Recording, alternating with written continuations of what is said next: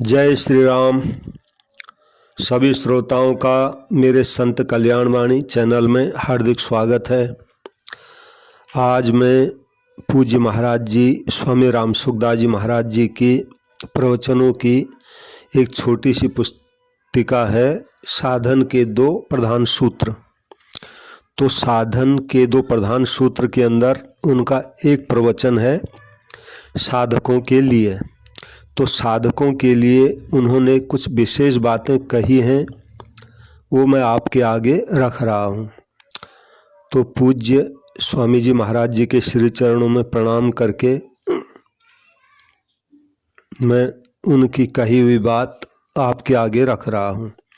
तो पूज्य महाराज जी कहते हैं, एक बार सरल हृदय से दृढ़तापूर्वक स्वीकार कर लें कि सर्वकाल में मैं स्वयं केवल भगवान का ही अंश हूँ और किसी का भी अंश नहीं हूँ, तथा सर्वकाल में केवल भगवान ही मेरे अपने हैं और कोई भी मेरा अपना नहीं है। कारण यह है कि शरीर संसार कभी किसी के साथ रहते ही नहीं, क्योंकि इनकी सत्ता विद्यमान नहीं है। गीता जी में ये बात भगवान ने कही है, ना सतो विद्यते भावो ना भावो विद्यते सतः के अंतर्गत जो बात आई है, ना सतो विद्यते भावो, गीता जी के दूसरे अध्याय का 16वां श्लोक का ये अंश है। और परमात्मा कभी किसी का साथ छोड़ते ही नहीं, क्योंकि उनकी सत्ता नित्य विद्यमान है। ना भावो विद्यते सतः, यही गीता जी के दूसरे अध्याय का 16वें श्लोक का ही अंश है। यानी भगवान हमेशा विद्यमान रहते हैं। अब महाराज जी इस बात का स्पष्टीकरण करते हैं, एक बार मैं भगवान का हूँ तथा भगवान मेरे हैं, ऐसा मानने के लिए कोई अभ्यास नहीं करना है। ऐसा करने के लिए कोई माला भी नहीं फेरनी है, प्रत्युत एक बार स्वीकार मात्र करना है। स्वीकार मात्र करने में कोई अभ्यास या क्रिया नहीं है। स्वीकृति एक बार ही होती है और सदा के लिए होती है, यानी सदा के लिए हो जाती है। कारण कि पहले से ही हम भगवान के हैं तथा भगवान हमारे हैं। उदाहरण के लिए विवाह होने पर कन्या एक बार पति को अपना मान लेती है, फिर उससे इसको दृढ़ करने के लिए कोई अभ्यास नहीं करना पड़ता। इसलिए सरल हृदय से सच्ची स्वीकृति सरल हृदय से ही होती है। भगवान भावग्राही हैं, भगवान भावग्राही हैं। भगवान का स्वभाव सरल है और सरल स्वभाव वाले भक्त ही भगवान को प्रिय हैं। श्रीमद् भागवत के 10वें स्कंद के 60वें अध्याय का 14वें श्लोक उन्होंने यहाँ पर उद्धृत किया है। किंचना वयं सस्वन किंचन जनप्रिया। और श्री रामचरितमानस के बालकांड का 237वें दोहे की पहली चौपाई का अंश भी दिया है। सरल स्वभाव छुअत छल नाही और मोहि कपट छल छिद्र न भावा, ये सुंदरकांड के 44वें दोहे का तीसरी चौपाई की अर्धाली है। तो महाराज जी कहते हैं, उदाहरणार्थ छोटा बच्चा सरल हृदय से माँ को अपना मानता है। माँ को अपना मानने के लिए उसे किसी प्रमाण की ज़रूरत नहीं पड़ती है। उससे कोई पूछे कि यह तेरी माँ क्यों है, तो वह यही कहता है कि बस ये मेरी माँ है। हृदय प्रधान यानी भाव प्रधान भक्त ही भगवान के साथ अपना संबंध स्वीकार करते हैं। मस्तिष्क प्रधान यानी विवेक प्रधान साधक ऐसा नहीं कर सकते। कारण कि विवेक में स्वीकार करने योग्य सत्य और अस्वीकार करने योग्य असत दोनों रहते हैं, अतः असत की सत्ता बहुत दूर तक शांत रहती है। फिर है दृढ़तापूर्वक। दृढ़तापूर्वक यानी स्थिर स्वभाव वाला मनुष्य एक ही बार भगवान के साथ अपना संबंध स्वीकार नहीं कर सकता। वह बार बार भगवान के साथ संबंध स्वीकार करता है और बार बार उसे छोड़कर संसार को अपना मानता है।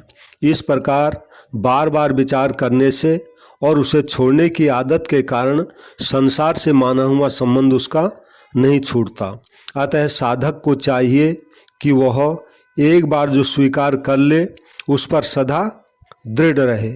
उदाहरणार्थ, स्त्री पति को इतनी दृढ़ता से अपना मान लेती है कि पति के मरने के बाद भी उसका यह संबंध छूटता नहीं है। तो महाराज जी एक घटना का जो है यहाँ पर उदाहरण देते हैं। हरदोई जिले के इकनोरा गांव में एक लड़की अपने ननिहाल में रहती थी। पति दूसरे गांव में बीमार था, वह मर गया।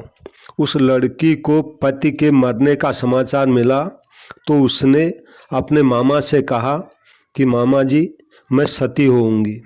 मामा ने ऐसा करने के लिए मना किया तो उसने दीपक जलाया और उस पर अपनी अंगुली रख दी जलते दीपक पर, तो उसकी अंगुली मोमबत्ती की तरह जलने लगी।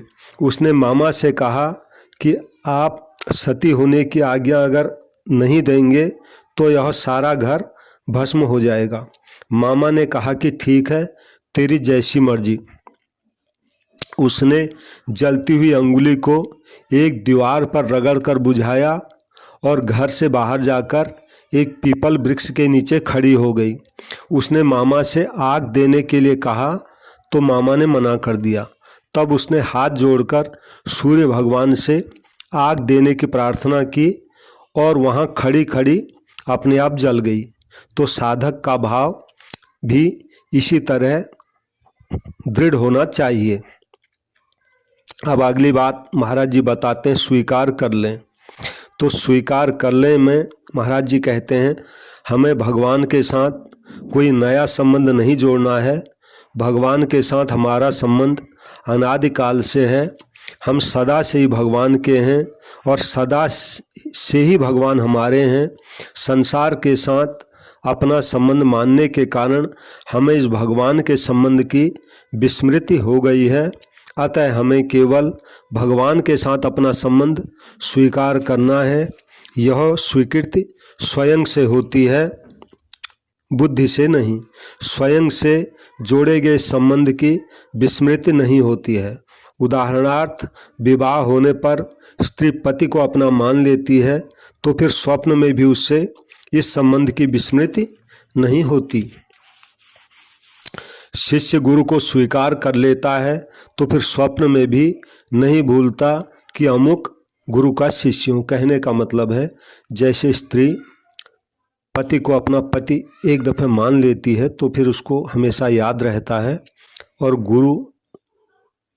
शिष्य गुरु से अपना शिष्य का संबंध मान लेता है तो फिर वो कभी नहीं भूलता। इसी तरह ही महाराज जी कहते हैं कि हम लोगों को भी भगवान को अपना मान लेना चाहिए।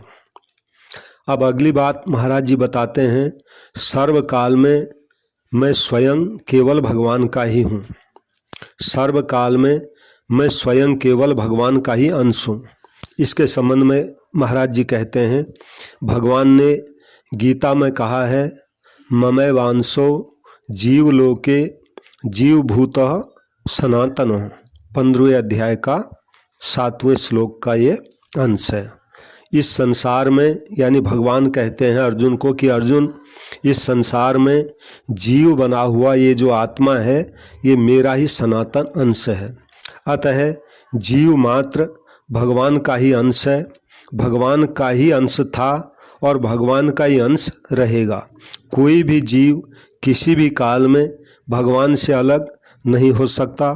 सर्वसमर्थ भगवान में भी यह सामर्थ्य नहीं है कि वे जीव को अपने से अलग कर सके। मतलब ये है कि हम सभी भगवान के ही अंश हैं।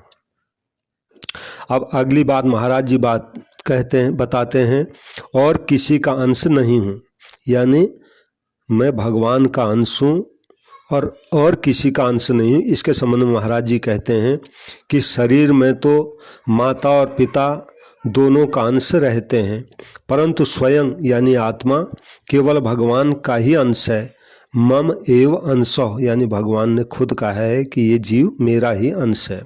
इसमें प्रकृति के अंश का मिश्रण नहीं है। जीव ही प्रकृति के अंश यानी शरीर संसार को पकड़कर जन्म मरण रूप बंधन में पड़ जाता है।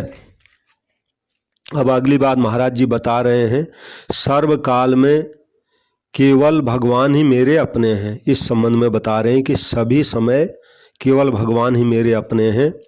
तो महाराज जी कहते हैं, संपूर्ण ब्रह्मांडों में लेश मात्र भी ऐसी कोई वस्तु नहीं है जो सदा हमारे साथ रह सके और हम उसके साथ रह सकें।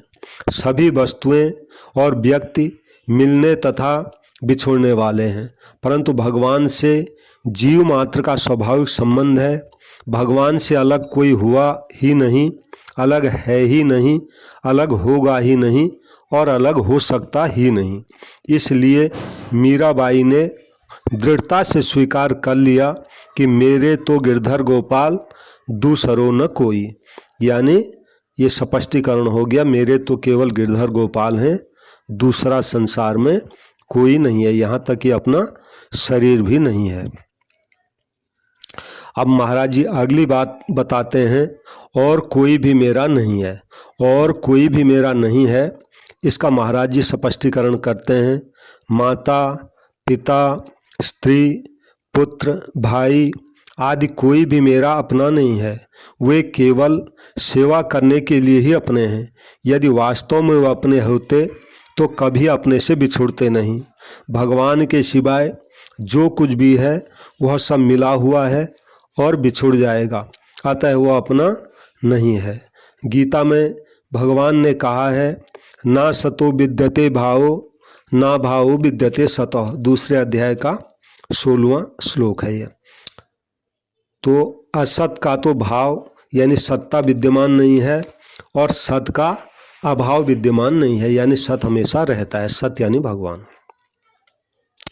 तात्पर्य है कि संसार को कितना ही स्वीकार करें उसकी सत्ता है ही नहीं, वह सदा अप्राप्त है और प्राप्त हो सकता ही नहीं।